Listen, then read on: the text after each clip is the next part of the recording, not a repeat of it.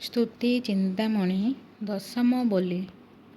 ଦୈତ୍ୟ ଶଙ୍ଖାସୁର ବ୍ରହ୍ମା ବେଦବର ବଳେ ନେଇଥିଲା ହରି। ନଥିଲେ ଯେ କେହି ଉଦ୍ଧାରିଲ ମହି ମତ୍ସ୍ୟ ଅବତାର ଧରି। ଦେବ ଦାନବ ମନ୍ଦର ଗିରିବର ପକାଇ କ୍ଷୀର ସିନ୍ଧୁର।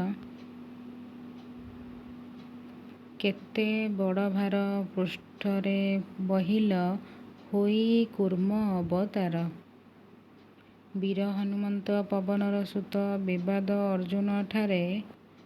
ସରବନ୍ଧ ତଳେ ଆବରି ରହିଲ ରୋହି ମତ୍ସ୍ୟ ଅବତାରେ। ହିରଣ୍ୟ ଦର୍ପିଷ୍ଠ ମନେ କରି ରୋଷ୍ଟ ଗର୍ବେ ଅପରାଧ ବହି।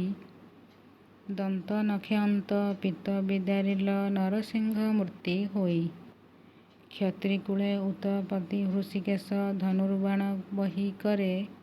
ସାଧିଲ ଧରିତ୍ରୀ ବୀରପଣ ବୃତ୍ତି ପର୍ଶୁରାମ ଅବତାରେ।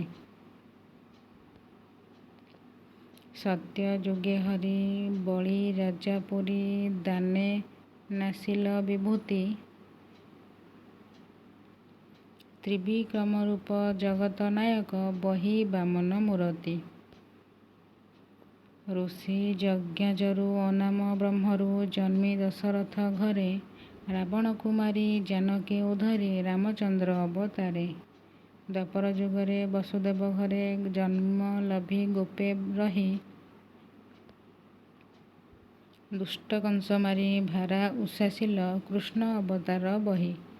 ଜଗତର ଛଳେ ଅବନୀ ମଣ୍ଡଳେ ରୂପ ଦାରୁ ବ୍ରହ୍ମ ତେଜ। ପାପୀ ଜନେ ଗତି ମୁକତି ଦିଅନ୍ତେ ଶଙ୍ଖ ଚକ୍ର ଚତୁର୍ଭୁଜ। ତ୍ରିପୁର ଜଗତ ଅନ୍ୟାୟ ବହୁତ ଚାରି ଧର୍ମ ହେଲା ନାଶ। କାଳେହେଁ କଳଙ୍କି ଅବତାର ହେଲ ବହି ବୈଷ୍ଣବ ବେଶ।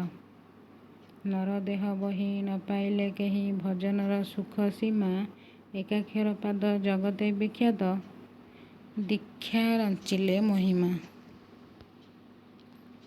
ଝରୁଛି ଅମିୟ ସତ୍ୟ ମନେ ପିଅ ଅଛ ଯେବେ ସୁଜ୍ଞ ସାଧୁ।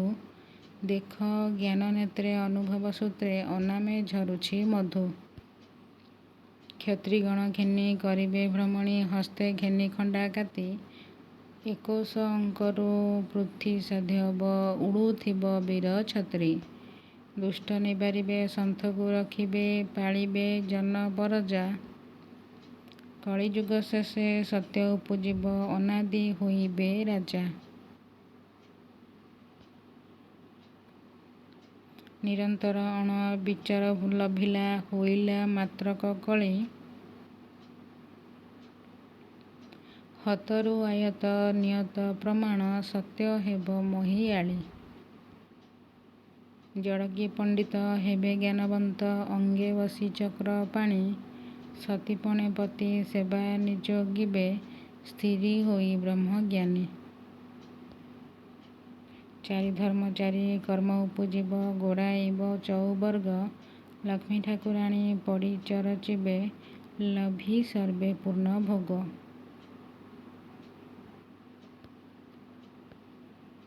କାଳ ଜଳ ନଈ ଦେଉଛି ଭସାଇ ମାରୁଛି ଲହଡ଼ା ଘାତ। ନିମିଷ ମାତ୍ରକେ ଦୟାକର ମୋତେ ଆଦି ବ୍ରହ୍ମ ଅବଧୂତ। ମାୟାରେ ବନ୍ଧନ କରି ଛନ ଛନ ହରୁଛି ଧାରଣା ଧ୍ୟାନ। ଜାଣୁଛି ପ୍ରତ୍ୟକ୍ଷ ଲଗାଇ ରଖିଛ ଯେସନେ ବଡ଼ସି ମୀନ। ଏକ ପାଦେ ଠୁଳେ ଦ୍ୱିପାଦରେ ଚଳେ ଅମୃତ ବଚନ ସିଦ୍ଧ। ମନରେ ଆନନ୍ଦ ଭଣେ ଭୀମକନ୍ଧ ଏଠାକୁ ଦୁଇଶ ପଦ।